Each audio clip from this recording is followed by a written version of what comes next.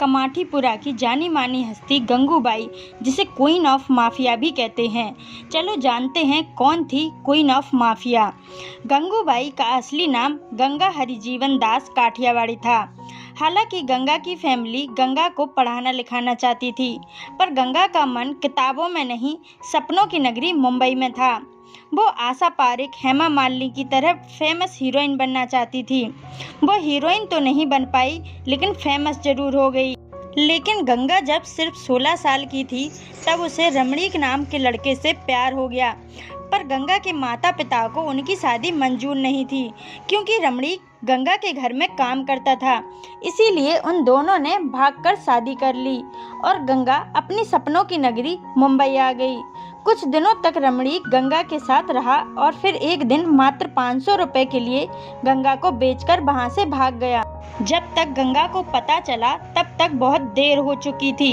गंगा मुंबई के red light area Kamathipura पहुंच चुकी थी और देखते ही देखते गंगा की दुनिया बदल गई। गंगा अब गंगूबाई बन चुकी थी और गंगूबाई ये जानती थी, अगर वह वापस अपने घर पहुंची तो उसे अपनाने वाला कोई नहीं है। इसीलिए उसने जिंदगी से समझौता कर लिया। और फिर एक दिन शौकत अली नाम का एक पठान ने गंगूबाई के साथ बड़ी ही बदसलूकी से पेश आया और कुछ दिन बाद वह फिर से आया और दोबारा वही बदसलूकी दिखाई। इस बार गंगूबाई की हालत इतनी खराब हो चुकी थी कि उसे हॉस्पिटल तक जाना पड़ गया। तब गंगूबाई ने सोच लिया कि इस आदमी का पता तो मैं लगा कर रहूंगी, और तब लोगों से बात करके पता चला कि उस आदमी का नाम शौकत अली खान है और वह मशहूर डॉन करीम लाला के लिए काम करता है। यह पता चला तब गंगू सीधा करीम लाला के घर पहुंच गई और करीम लाला को शौकत अली की सारी बात बता दी। ये बात सुनकर करीम लाला ने गंगूबाई को कहा, अगर ये बात सच है तो उसे डरने की ज़रूरत नहीं है। अब दोबारा अगर शौकत अली खान तुम्हारे पास आए तो मुझे बता देना। करीम लाला की ये बात सुनकर गंगूबाई की आंखों में आंसू आ गए और गंगूबाई ने एक धागा निकालकर करीम लाला की कलाई पर बांध दिया और बोली कि आज से आप मेरे राखी भाई हैं। और करीब 2 हफ्तों के बाद शौकत दोबारा कमाठीपुरा पहुंचा। तब करीम लाला को खबर मिली और फिर करीम लाला ने शौकत को मार मार कर अधमरा कर दिया और बोले कि गंगू आज से मेरी राखी बहन है। जिसने भी आज के बाद उससे बदसलूकी की तो उसका बुरा हाल होगा। करीम लाला के ऐसा करने के बाद तो मानो कमाठीपुरा में गंगूबाई का सिक्का चलने लगा। इसके बाद गंगूबाई ने कमाठीपुरा के घरेलू चुनाव में हिस्सा लिया और जीत भी हासिल की। गंगू अब सेक्स वर्कर से गंगूबाई कमाठीपुरा वाली बन चुकी थी।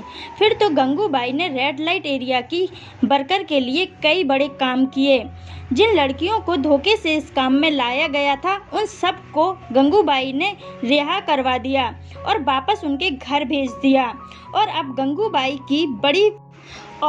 गंगूबाई बड़ी पावरफुल होती जा रही थी। इतना ही नहीं, जब कमाठीपुरा से सेक्स वर्कर को हटाने की मांग की जा रही थी, उस वक्त गंगूबाई सेक्स वर्कर के हक की लड़ाई के लिए प्रधानमंत्री तक पहुंच गईं। हालांकि प्रधानमंत्री के साथ ये मीटिंग कहीं भी मेंशन नहीं है, लेकिन जैदी ने अपनी किताब में यह मेंशन किया है। ऐसा कहा जाता है गंगूबाई ने खुद नेहरू जी के सामने यह प्रस्ताव रखा कि अगर वो उन्हें अपनी पत्नी के रूप में स्वीकार कर ले तो वह अभी से ये काम छोड़ देंगी, और नेहरू जी ने कड़े शब्दों में निंदा करते हुए साफ मना किया। तब गंगूबाई ने बोला, नाराज मत होइए प्रधानमंत्री जी, बस बता रही हूँ कि सलाह देना आसान होता है और उसे अपनाना बहुत मुश्किल है। और ऐसा गंगूबाई ने इसलिए कहा क्योंकि नेहरू जी ने उन्हें यह काम छोड़ने की सलाह दी थी। मुलाकात खत्म होने पर नेहरू जी ने वादा किया कि वो गंगूबाई की बात पर जरूर ध्यान देंगे। और इस मीटिंग का परिणाम ये हुआ कि कमाठीपुरा से सेक्स वर्कर को हटाने का काम रोक दिया गया। गंगूबाई कमाठीपुरा की मां के समान थीं। उनकी मौत के बाद एक स्टैचू भी बनवाया गया, जो कि आज भी कमाठीपुरा में मौजूद है। तो गंगूबाई के लिए लाइक, शेयर एंड सब्सक्राइब करना ना भूलें। Thanks for watching.